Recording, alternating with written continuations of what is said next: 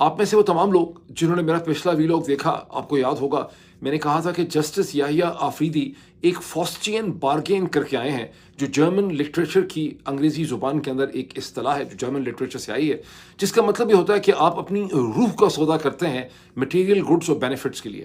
And according to my analysis, justice Yahya Afridi نے پاکستان کی establishment کے ساتھ ایک فاسچین بارگین کی ہے چیف جسٹس آف پاکستان بننے کے لیے، جس پہ اس سٹیج پہ ان کا حق نہیں تھا. یہ پوزیشن ان کی میرٹ کے اوپر نہیں ہے اور یہ احساس جرم ان کے اندر ہے. اچھا، میں تھوڑا سا اس کی مزید تھوڑی سی وضاحت کر دوں کہ آرمی کے اندر چونکہ ایک اسٹیبلش پرنسپل تھا کہ 3-4 سینئر لوگوں کے نام جو ہیں وہ پرائم منسٹر کو بھیجے جاتے ہیں، تو وہاں پر اگر اسے کہتے ہیں جنرل باجوہ کو آپ آرمی چیف بنا دیتے ہیں، وہ نمبر 1 نہیں ہے، نمبر 3 ہے، یہ کسی نمبر 4 کو بنا دیتے ہیں، تو وہاں یہ اتنا بڑا مسئلہ نہیں ہے. جو آرمی چیف بنتا ہے وہ احساس جرم میں شروع سے کم از کم مبتلا نہیں ہوتا، کیونکہ جنرل عاصم منیر کے کیس میں یہ ہے کہ تمام تر روایات کو پامال کر کے عجیب قسم کی irregularity کی گئی ان کو آرمی چیف بنانے کے لیے، تو یہ معاملہ بڑا ٹہرا تھا. جنرل باجوہ کے کیس میں، اس سے پہلے بہت سے جنرلز کے کیس میں یہ معاملہ نہیں تھا. اسی طرح سے اب آ جائیں آپ یحییٰ آفریدی کی طرف. یحییٰ آفریدی نے جو ایک اسٹیبلش پرنسپل ہے اسے توڑا ہے، ایک ایسا اسٹیبلش پرنسپل جس کے اوپر پاکستان کی جوڈیشری، لیگل کمیونٹی، بار ایسوسیشنز، لکھنے لکھانے والے، اخباروں کے کالمز، پولیٹیکل سرکلز جو ہیں وہ بھرے پڑے ہیں کہ جوڈیشری کے اندر اپوائنٹمنٹ جو ہیں وہ حکومت نہ کرے بلکہ جوڈیشری کی اپوائنٹمنٹ سینیورٹی کے پرنسپل پہ ہوں. اور یہ ایک بہت بڑی پولیٹیکل اور لیگل سٹرگل تھی پاکستان کی، جس کے نتیجے میں ججز کی سینیورٹی کا پرنسپل ڈیسائیڈ کر دیا گیا تھا مشہور الجہاد ٹرسٹ کیس کے اندر. اب جسٹس آفریدی کے اوپر بڑا وزن ہے.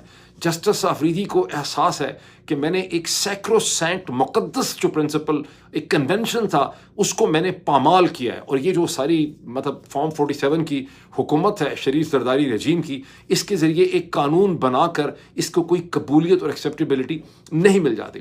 اس لیے میں نے اپنے پچھلے ویلاگ میں کہا تھا کہ جسٹس آفریدی کو ہوشیار رہیے گا، یہ اب آپٹکس کریں گے، یہ آپٹکس کے ذریعے آپ کو بیوقوف بنانے کی کوشش کریں گے اور آپ نے بیوقوف نہیں بننا ہے. اب جسٹس آفریدی نے چیف جسٹس بنتے ہی پہلے 24 گھنٹے کے اندر اپنی ایگزیکٹو اتھارٹی استعمال کرتے ہوئے 2-3 انہوں نے ڈیسیجنز کیے ہیں، اور 2 ڈیسیجنز اس میں سے بہت انٹرسٹنگ ہیں، اور یہاں پر وہ آپٹکس کر رہے ہیں جو میں نے کہا تھا کہ آپ نے دیکھنا ہے کہ یہ آپٹکس کریں گے، وہ آپٹکس انہوں نے شروع کر دیے ہیں. تو جسٹس آفریدی نے پہلا فیصلہ تو یہ کیا کہ انہوں نے جو ججز کی ایپیکس کمیٹی ہے جو بینچز کا تعین کرتی ہے اس کو انہوں نے ریکنفگر کیا ہے، ریکانسٹیٹیوٹ کیا ہے.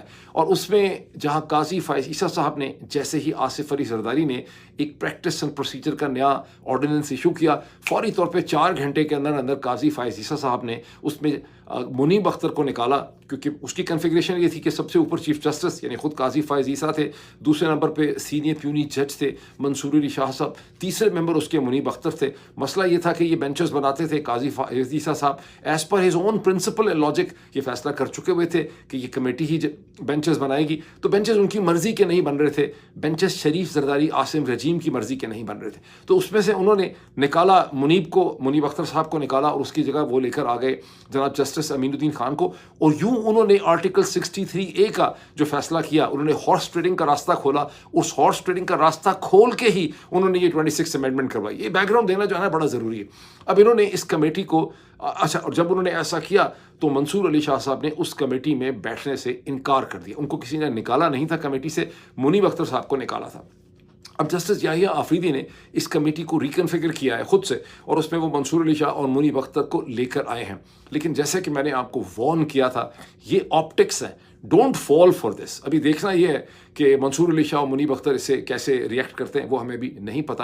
لیکن جو دوسری چیز کی ہے جناب جسٹس یحییٰ آفریدی صاحب نے کہ انہوں نے ایک فل کورٹ کی میٹنگ بلا لی ہے منڈے کے دن 28 اکتوبر کو. ناؤ دیٹ از سگنیفیکنٹ کہ وہاں پہ فل کورٹ کی میٹنگ کے اندر کیا ہوتا ہے. اصل میں جو چیز کرنی ہے، اب چونکہ جسٹس یحییٰ آفریدی کے اندر ایک احساس جرم ہے اور ان کے اندر احساس جرم ہونا چاہیے، میری آپ سب کی، سوشل میڈیا کی، ڈان اخبار کی، ٹریبیون کی، پاکستان کے ٹیلی ویژن اینکرز کی جو ذمہ داری بنتی ہے، ذمہ داری towards Pakistan, responsibility towards Pakistan and responsibility towards ourselves. English کا ایک فریز ہے میرا خیال ہے، وہ کہتے ہیں کہ کسی کی اسٹیٹمنٹ ہے، کوٹ ہے کہ an unexamined life is not worth living. یہاں یہ ہماری ذمہ داری بنتی ہے کہ چونکہ ہمیں پتہ ہے کہ جسٹس آفریدی جو ہے وہ احساس جرم میں مبتلا ہے، چونکہ انہوں نے اسے کہتے ہیں ایک گند کیا ہے، ایک فاسچین بارگین کیا ہے، ہم نے ہر دن ان کو احساس دلانا ہے کہ صحیح راستہ کیا ہے. صحیح فیصلہ یہ ہے کہ آصف علی زرداری کا جو پریکٹس اور پروسیجر آرڈیننس تھا جو اس کو چیلنج کیا جائے فل کورٹ کے سامنے، اسے ختم کیا جائے. یہ پہلا ایک چھوٹا سا ون سنگل سٹیپ ہوگا.